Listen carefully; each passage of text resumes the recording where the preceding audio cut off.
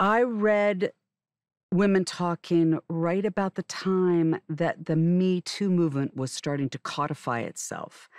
It wasn't surprising news, but it was a movement that was kind of building in a more organized way, in a more politically active way, and a more perhaps a movement that had some kind of uh, practical end and of some kind of justice being served. So I thought I was getting very confused about the conversation and how I felt about what was happening, talking with my friends about it. And when I read Miriam's novel, which opened up the debate of what happens after, what is the future of gender politics in our world, that made me think, oh, this is something that I want to see.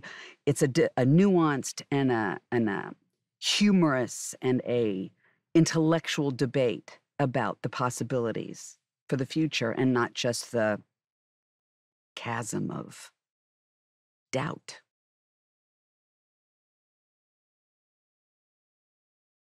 I think what Miriam did was take an event that happened in an actual community of women and then went after and built the fictional narrative of what happens when a group of women who have dealt with assault by the males of their community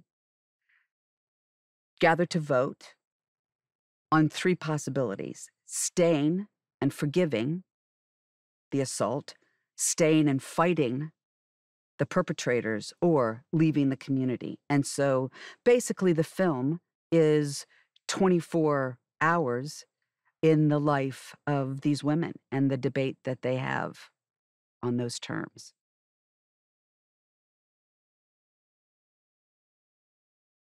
So after I sent Dee Dee the book, went to meet with Dee Dee after she'd read the book. She had like diagrams. She had diagrams. She had like breakdowns, outlines of.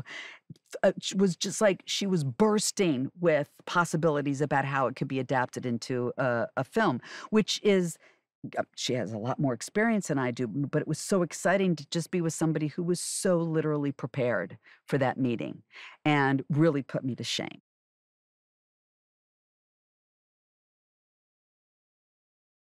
The thing I think that surprised me the most is that uh, my initial instinct for the film was much smaller and more intimate and rustic than Sarah. Right from the beginning, she said, "I see this as epic.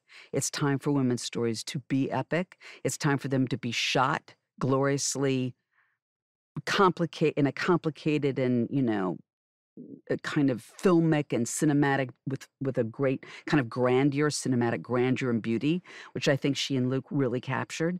And that the idea that it wasn't so much about it being pretty, but it being epic. It was an epic story and it needed that kind of treatment.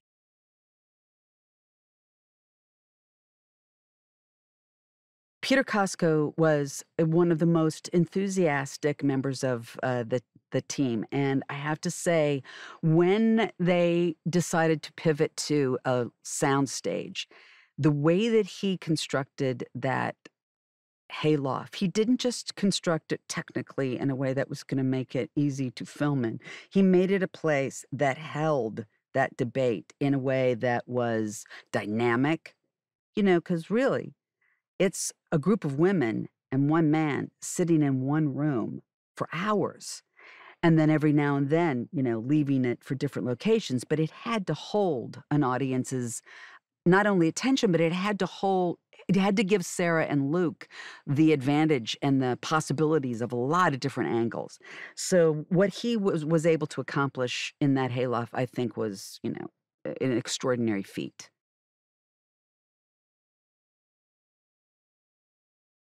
Kita Alfred is one of the stealth bombers of the production. She not only grew up around Mennonite communities, she went straight to the Mennonite community to not only do research, but actually acquire clothing and had many Mennonite women sewing the costumes. So she was really, really tuned into the idea of how a community utilizes clothing and makes it in the most practical way.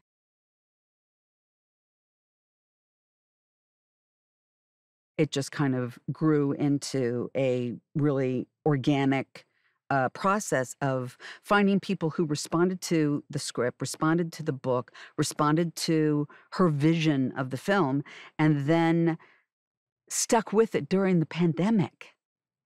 Held on, held on through a really long process and stayed committed to it. But I also think, these are consummate performers, and they're also theatrically trained performers. Almost all of the people in that loft have done theater. So they come from that kind of ethos. They come from that kind of technical background, that you create an ensemble and you depend on the ensemble because that's where your strength lies.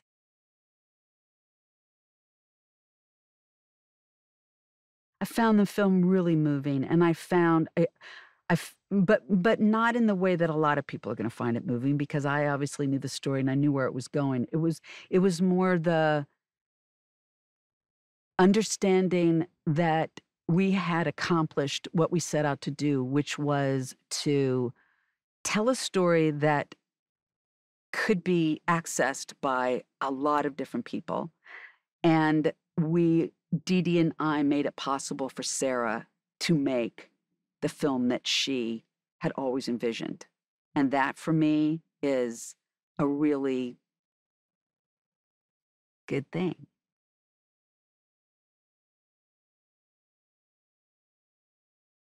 That's something I really, really love about, myself, Dee Dee, and Sarah. We represent these three kind of decades of women in film. Sarah's in her 40s, Dee Dee's in her 50s, I'm in my 60s.